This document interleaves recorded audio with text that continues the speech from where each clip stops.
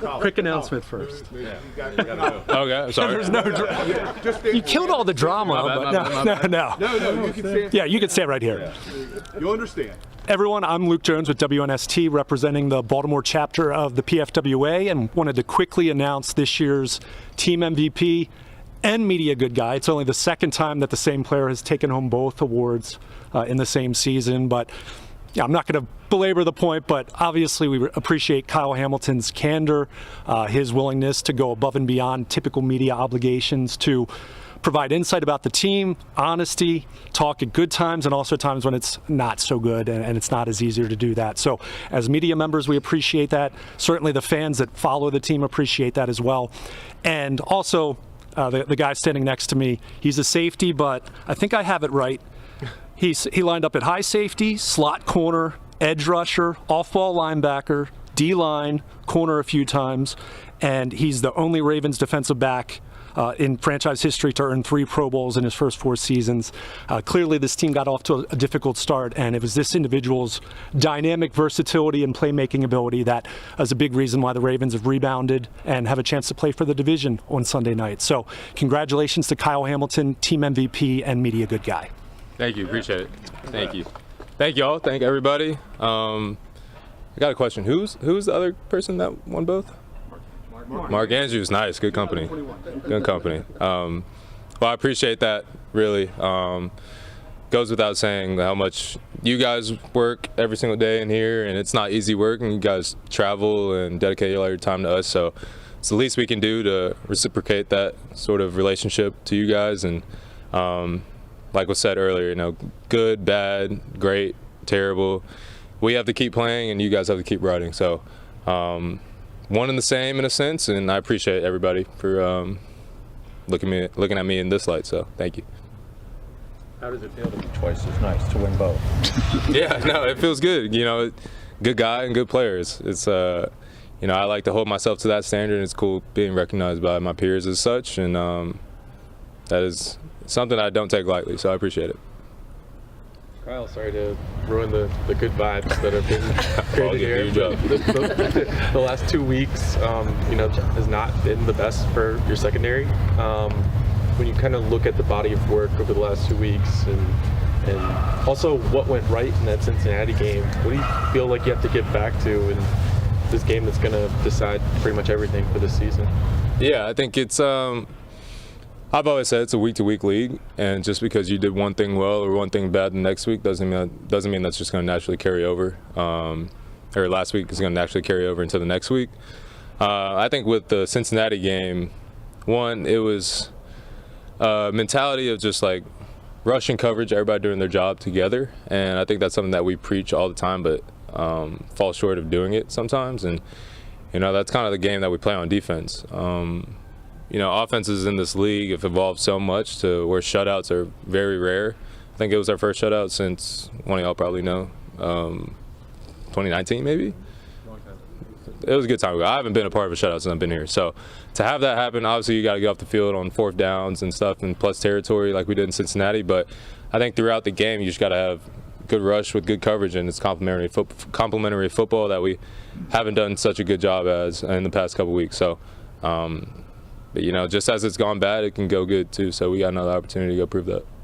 Can you take us through your experience of watching that Steelers-Browns game and just kind of what it was like when you guys all realized we're still alive?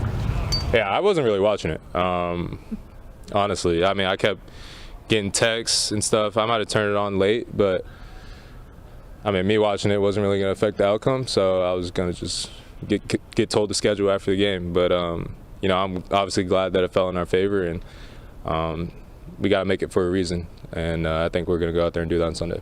You guys we're in an elimination game in Green Bay, and you've kind of been in playoff mode here for a little while, just knowing the stakes of the season. How do you think playing in that environment will help you going into this game, which is a win or go home game?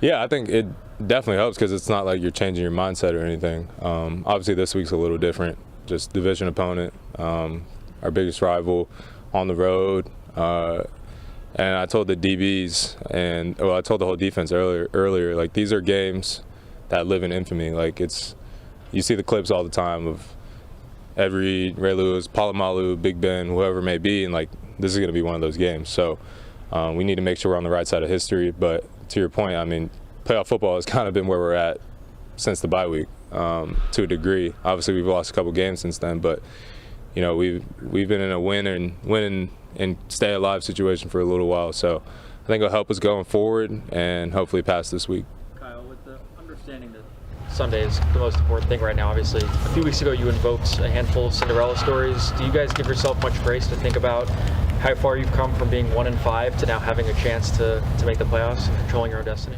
Yeah, I think that's something you kind of got to take a step back after the season's over. Right now, I think we're just in it, putting our head down and working.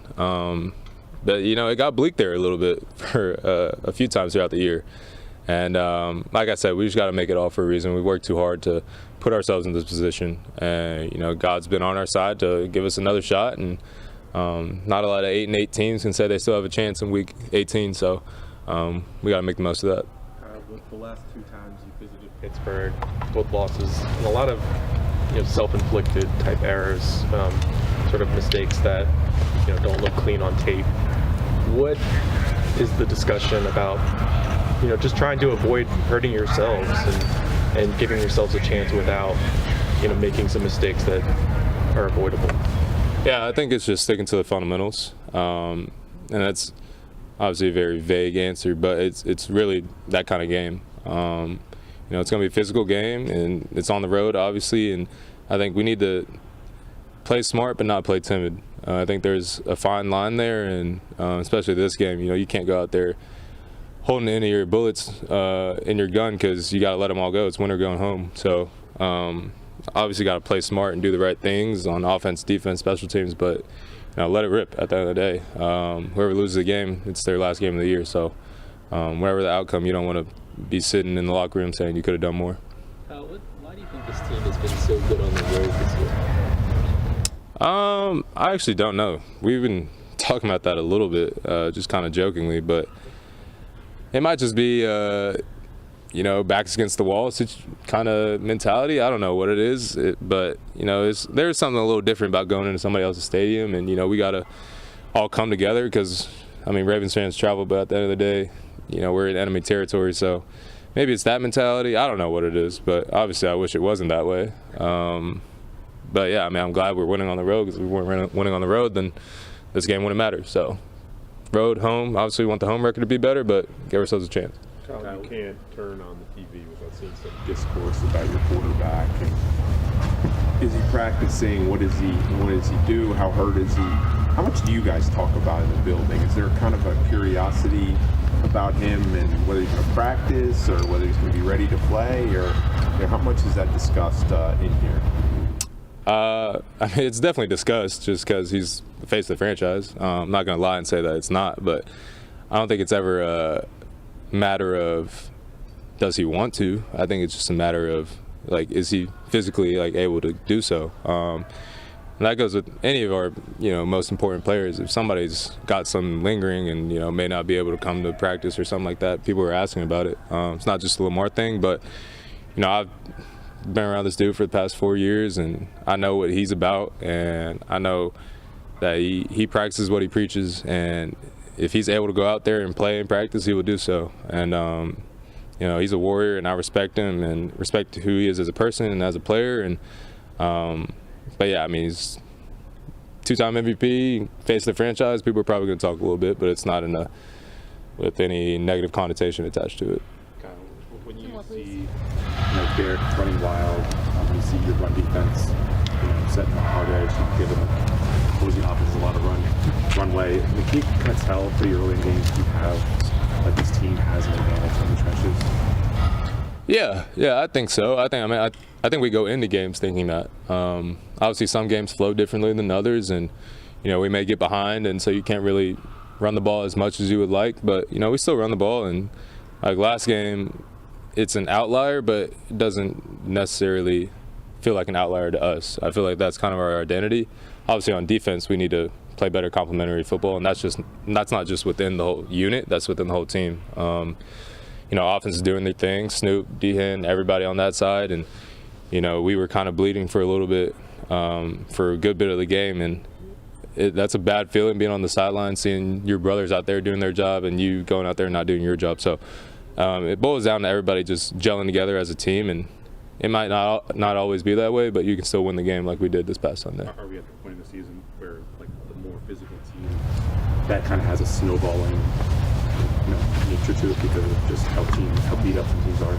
Yeah, I think that's kind of just a common theme from week 1, honestly. I think it kind of rears its head a little more week 18, but football, more physical teams usually going to come out on top. So that's kind of what we preach and try to go out there and put on tape.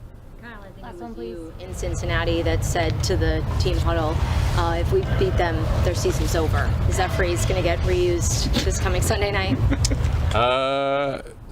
Probably. I don't know. Maybe. I mean, I think we're more so just focused on getting a win, but it might come out.